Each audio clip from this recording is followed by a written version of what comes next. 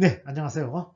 일본의 문화와 역사를 쉽고 재밌고 깊이 있게 설명해 드리는 일본문화연구소 KJTV 최경진 강사입니다. 자, 오늘은 일본 최강 겐지 무사 가문의 137년 만에 복수라는 얘기를 하겠습니다. 지난번에는 헤이케 무사의 등장을 말씀드렸습니다만 이번에는 겐지 무사의 등장에 대해서 얘기하겠습니다. 먼저 전 9년의 전투가 되겠습니다. 이 전투는요, 지금의 동북지방에서 일어났습니다. 동북지방의 위치를 일본의 지도를 통해서 확인하겠습니다. 왼쪽 상단에 동경이 있고요. 그 다음에 현재의 후쿠시마, 미야기, 이와테, 아오모리, 아키타, 야마가타를 동북지방이라 하고요. 옛 이름은 오슈라고 합니다. 오슈의 옥자는요, 굉장히 깊은 이런 뜻이겠죠. 그래서 이 동북지방은 동쪽으로 치우쳐져 있으니까 굉장히 춥고 사람의 발길이 드문 그런 지역이었습니다. 옛부터 일본 조정에 복종하지 않은 지역이 두 군데 있었다고 합니다. 그 첫 번째가 지금부터 얘기하는 이 오슈 지방입니다. 또 하나는 서쪽의 큐슈죠. 지금의 후쿠오카가 있는 곳이죠. 이 오슈의 사람들을 후슈라고 이렇게 불렀습니다. 후슈라는 것은요, 이 부자가 포로를 의미하죠. 그래서 조정에 순종하는 사람 또는 포로로 있는 사람 그런 뜻이 되겠습니다. 그리고 에미시라고도 불렀는데요. 에미시는 그 하자가 새우죠. 이는 오랑캐고 약간 비하하는 그런 의미가 있겠습니다. 규슈 쪽에서도 치쿠무라고 이렇게 불렀습니다. 그래서 땅끝이 키가 작고 손발이 긴 체형 이렇게 불렀죠. 그래서 여기에도 조금 비하하는 의미가 있는데요. 시간이 흘러서 이미 중세에 들어서는 이런 차별이 없어졌다고 합니다. 그 다음에 이 전투가 일어난 것은 1051년입니다. 당시 이 동북지방은 오른쪽을 무츠국 그리고 왼쪽을 대화국이었습니다. 그래서 무츠국에는 아베시, 대화국에는 키요하라 가문이 세력을 가지고 있었고요. 근데 물론 동북지방에도 지방장관이 임명되어 있습니다. 근데 대체로 이 먼 길에 오지 않고 부임을 하지 않고 그냥 교토에 거주하고 있는 거죠. 그런데 세력을 키운 아베 씨가 조정에 대해서 세금을 납부하지 않습니다. 이 얘기를 듣고 지방장관이 급히 복귀해서 진압을 하려고 했으나 오히려 아베 씨에게 엄청난 패배를 당하게 됩니다. 그래서 조정에서는 드디어 무사 집단인 겐지 무사 미나모토 요리요시와 그의 아들 요시의 부자를 동북지방으로 보냅니다. 그러나 조정으로부터 대사령이 내렸습니다. 그래서 아베가 세금을 안 낸 죄, 정부군과 대결한 죄, 이 모든 게 용서가 됐기 때문에 겐지 무사들은 손을 놓고 있었습니다. 놓을 수밖에 없었습니다. 또한 이 실력자 아베 요리요시는 이름이 지방장관이 미나모토 요리요시, 이 요리요시 발음이 똑같습니다. 그래서 어째 감히 제가 겐지 무사의 이름을 똑같이 사용하겠습니까? 이러면서 요리토끼 이름을 바꿉니다. 이처럼 겐지에 복종하겠다라고 겉으로는 공손한 태도를 취하는 거죠. 자, 5년 후가 되었습니다. 아베의 군사가 정부군에 대해서 공격을 했다라는 이런 소리가 들려왔습니다. 이때다 생각하고 정부군인 겐지 무사들은 아베의 아들을 내놓으라고 하자 거부합니다. 그러자 드디어 바라던 전투가 시작되었습니다. 자, 시작하기 전에 먼저 이 겐지의 구성을 한번 보겠습니다. 겐지 아래 후지와라 트네키오 잘 기억하시기 바랍니다. 그리고 타이라노 나가히라라는 두 무사가 있었습니다. 토벌 대상인 아베 요리토키, 딸 아리카 그리고 딸 그리고 정부군을 습격했다고 하는 아베 사사토의 자식들이 있습니다. 그런데 이 첫째 딸 아리카가 후지와라 트네키오와 결혼을 합니다. 둘째 딸 역시 타이라노 나가히라와 결혼을 하게 됩니다. 자, 출전의 날인데요. 보니까 이 타이라노 나가히라가 은빛 찬란한 투구를 쓰는 겁니다. 이를 보고 겐지에서는 생각하기를 저자가 아베 사인데 이 전투에서 이 은빛 투구를 쓴 자신을 쏘지 말려고 이렇게 표시를 내는구나. 아마 아베와 내통했을 것이다 하면서 처형해버립니다. 근데 이 타이라 나가히라노 처형을 보고 아베의 또 다른 사인 후지와라 트네키오는 겁을 냅니다. 자신도 죽임을 당할 것이다. 그래서 즉시 아베 쪽으로 기순을 해서 배반을 하게 됩니다. 자, 드디어 1057년에 키노미 전투가 벌어집니다. 그러나 전투가 벌어지자 겐지 부자는 아베에게 철저하게 패배당합니다. 그런 장면이 이렇게 그림을 보시면 아베와 쯔네키오가 굉장히 활약하는 그런 그림이 남아 있습니다. 그런데 배반한 쯔네키오가 패배한 겐지 부자들이 길에 엎드려 있는 것 7명밖에 없었다고 합니다. 살아남은 자가. 보고도 생포하지 않고 그냥 모른 척하고 지내갔다고 합니다. 즉 이 겐지 부자의 목숨을 살려준 거죠. 이에 대해서 나중에 얘기를 드리겠습니다만 이 즈네키오의 아들이 굉장히 원망을 합니다. 왜 살려줬냐고. 1062년 9월에 쿠리아가와 전투가 벌어지게 됩니다. 겐지 무사 집단은 굉장히 약세를 느꼈습니다. 그래서 여기 보시면 왼쪽에 키어하라 집안에 원군을 요청합니다. 그래서 키어하라 집안에서는 요청을 받아들여서 같이 전투에 참가하고 결국은 쿠리아가와에서 대성을 거두게 됩니다. 자, 대성하고 패배한 아베 사다토, 즉 정부군으로 습격한 자라고 생각되는 아들 사다토는 전투 중에 치명적인 상처를 입고 이렇게 의식불명이었습니다. 그래서 겐지의 부하들이 수레 같은 데 싣고 요리요시 앞으로 데리고 갑니다. 그러나 워낙 치명상이기 때문에 요리요시를 힐끗 한 보고는 절명했다고 합니다. 그런데 겐지는 사다토의 머리를 대못으로 기둥에 박아 효수합니다. 그리고 배반자 즈네키오를 잡아서 극심한 고통을 주기 위해서 녹슨 칼을 가지고 와서 참수시킵니다. 톱으로 쓸듯이 이렇게 천천히 목을 잘랐다고 합니다. 엄청난 고통이었겠죠. 그리고 참수당한 즈네키오의 아내는 성리한 타케노리의 아들과 재혼하게 됩니다. 그 당시 이 즈네키오에게는 7살 날 아들이 있는데요. 이 아들을 데리고 아내 아리카가 재혼을 하게 되고요.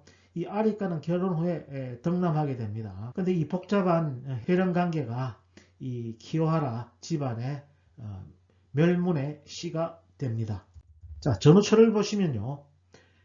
동북 지방 원래 금원이 풍부합니다. 그래서 겐지 무사들이 이 지방을 접수하기를 바랬던 겁니다.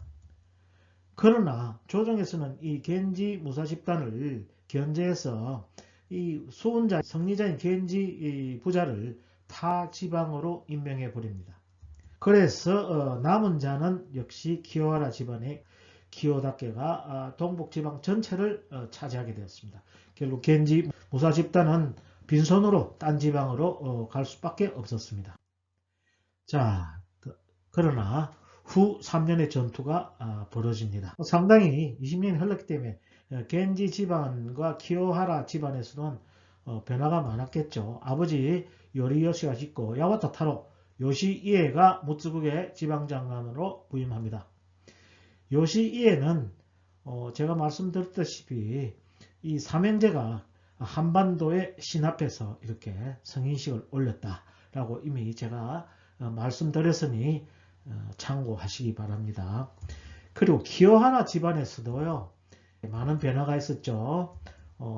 성자인 타케노리는 사망하고 아들 타케사다가 상속하고 그 밑에 적자인 사네히라가 있었습니다. 그런데요 이 동북 지방의 키오하라시 가계도를 보시면요 굉장히 복잡함을 알 수 있습니다. 자, 타케노리가 있고요.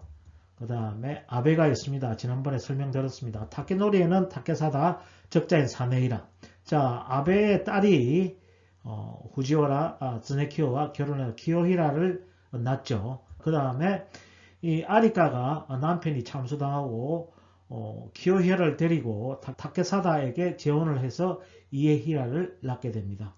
그래서 사네히라는 적자이고요. 이에히라는 키오하라 집안의 피를 잇고 있고 키오히라는 후지오라의 피를 잇고 있고 그래서 각자가 어머니나 아버지가 달라서 굉장히 사이가 나빴다고 합니다. 이게 바로 전쟁의 발단이 됩니다. 이복 형제는 굉장히 사이가 나쁘죠. 말씀드렸다시피 사네히라, 이에히라, 키오히라 모두 이렇게 사이가 나쁜과 동시에 이에히라와 키오히라 이 두 아이는 또 적자로 서름을 받겠죠. 여기다가 마지막 상속자 사네히라는 남자 아기가 없었습니다. 그래서 할 수 없이 양자를 들여서 겐지 지방과 결혼을 도모하였습니다. 이때 결혼식 날 매형이 찾아옵니다. 사네히라의 매형이 선물을 잔뜩 가지고 축하하러 왔는데요. 그런데 처남인 사네히라는 바둑만 두고 있는 겁니다. 그러니까 완전히 매형을 무시합니다. 자, 기다리다 못한 매형이 화를 발칵 냅니다. 그리고 가지고 온 선물을 땅에다 던져버립니다. 그래서 화를 내면서 전쟁을 해야 되겠다고 이렇게 생각합니다. 자, 잠수당한 즈네키요의 아들 키요히라는 부임한 야와타타로 이에요시를 만나게 됩니다. 그래서 이에요시가 야, 지난번에는 너의 아버지가 우리 부자를 살렸다. 고맙다고 그러니까 이 키요히라가 반발했습니다. 우리 아버지는 당신 부자를 살렸는데 당신은 우리 아버지를 죽일 때 녹슨 칼로 목을 잘랐지 않느냐. 나는 그것을 평생 잊지 못한다. 라고 이렇게 반발을 했습니다. 이때 야와타타로 이에요시가 굉장히 난처했다고 합니다. 보시다시피 즈네키요가 굉장히 녹슨 칼로 참수를 당해서 극심한 고통을 느꼈겠죠. 이렇게 해서 이런 발단을 가지고서 전쟁이 시작되었습니다. 그래서 요시히코 매형하고 이복 형제인 이에히라와 키요히라 이렇게 같은 편이 되고요. 적자인 사네히라 그리고 지방장관이 미나모토 이에요시 야와타타로 같은 편이 됩니다. 미나모토 이에요시는 자기의 이복 여동생을 사네히라 아들에게 시집을 보냈기 때문에 사네히라의 편을 드는 거죠. 그러나 갑자기 사네히라가 사망하게 됩니다. 전쟁의 필요가 없는 거죠.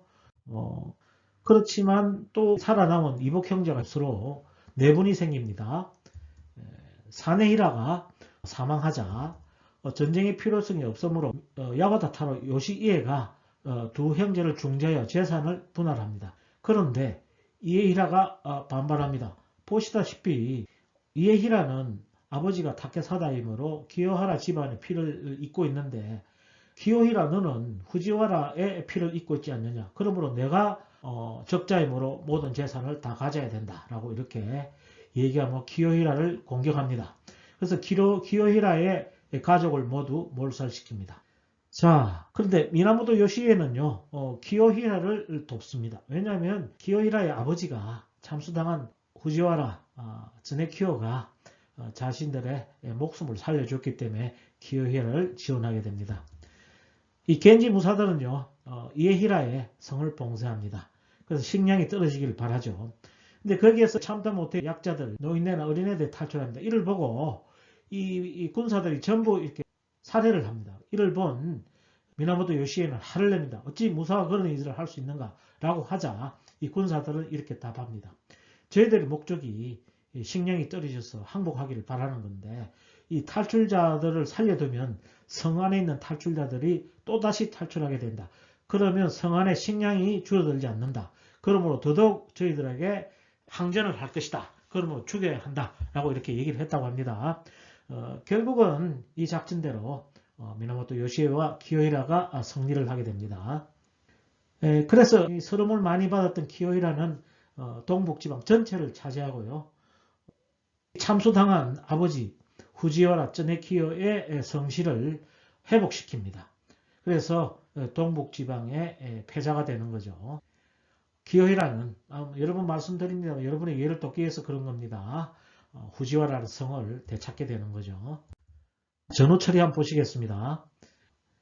기요히라는 동북지방 전체를 차지하게 됩니다. 이로부터 80년간 전성시대를 누리게 됩니다. 생각해보면요.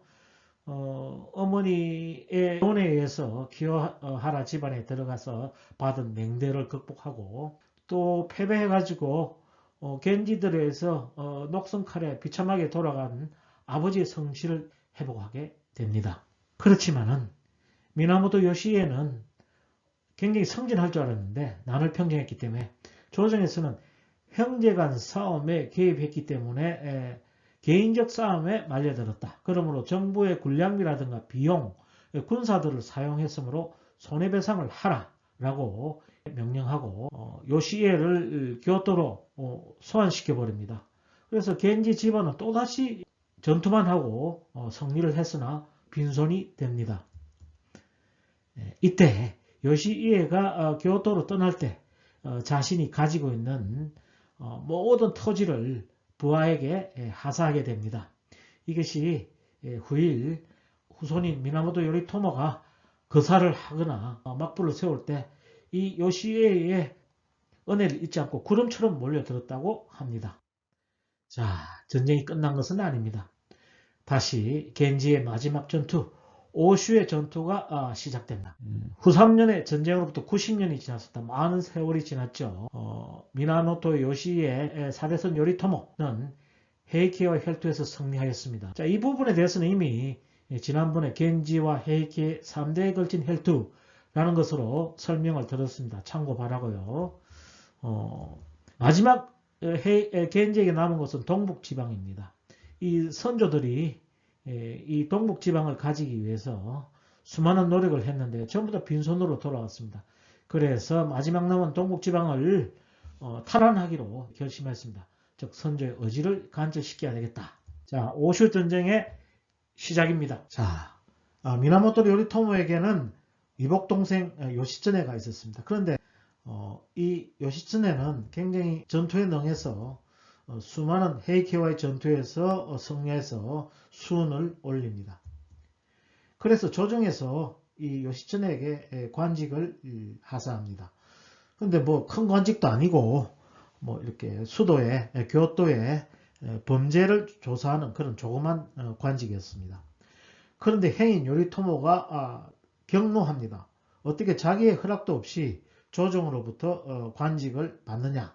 그래서 향후 방해가 될 것이다 해서 요시츠네를 토벌해서 죽이기로 합니다. 이 말을 듣고 요시츠네는 동북지방으로 도망을 갑니다. 그러나 요리토모가 동북지방을 토벌할 것이다. 동생 때문에 요시츠네 때문에 라는 생각에 요시츠네를 살해합니다. 그러나 요리토모는 마음을 변하지 않고 동북지방 토벌을 강행합니다. 원래 요리토모의 생각은 선조가 바라던 동북지방 정복이죠. 그런데 계속 이렇게 동북지방으로 진군해오자 마지막 후계자 후지와라 야스히라는 편지를 보내서 구명을 호소합니다. 살려달라고 하는 거죠. 그러나 미나모토 요리토모는 본 척도 않습니다. 그런데 이 야스히라는 자기 부하에게 살해당합니다. 이로써 전쟁의 필요도 없이 드디어 미나모토 요리토모의 겐지 무사 가문은 일본 전체를 가지게 됩니다. 자, 전후 처리 한번 보시겠습니다. 먼저 미나모토 요리토모는 배반자를 처형합니다. 후지와라 가문의 마지막 후계자 야스히라를 살해한 부하 코다가 머리를 들고 요리토모 앞에 나타납니다. 아마 뭐 여러 가지 칭찬을 해줄 줄 알았죠. 그러자 요리토모는 이 코다를 참수합니다. 왜냐하면 오랫동안 주군의 은혜를 입은 자가 주군을 배반한 그런 무사는 살려둘 수 없다고 이렇게 해서 처형해버리는 거죠. 이것은 전 9년의 전쟁에서 후지와라 노 츠네키오가 사위였기 때문에 배반을 하고 아베시 쪽으로 갔습니다. 여기에 대한 흡사한 그런 경우가 아니었나 하고요. 그 다음에 복수 138년 선조 요리요시로부터 138년 만에 이렇게 동북지방을 손에 쥐게 되는데요. 이때 미나모토노 요리토모는 야스히라의 목을 30cm의 대못으로 박아 효소하였답니다. 보면요. 아까 말씀드렸습니다만 중간에 당시 아베 사다토는 치명상을 입고 요리요시 앞에서 절명하였다. 겐지 무사는 사다토의 머리를 대못으로 기둥에 박아 효소시켰다. 그러므로 18년 만에 선조 요리요시가 행한 그대로 이렇게 선조의 행위를 의식하고 똑같은 행동을 했다고 이렇게 해석하고 있습니다. 그 다음에 이로써 겐지 가문은 420년간 막부를 설치하고 일본을 통치하게 되고요. 토쿠가와 이에야스 약 700년간 무사 정권이 일본을 지배하게 됩니다. 자, 이 전쟁의 의미를 한번 보시겠습니다.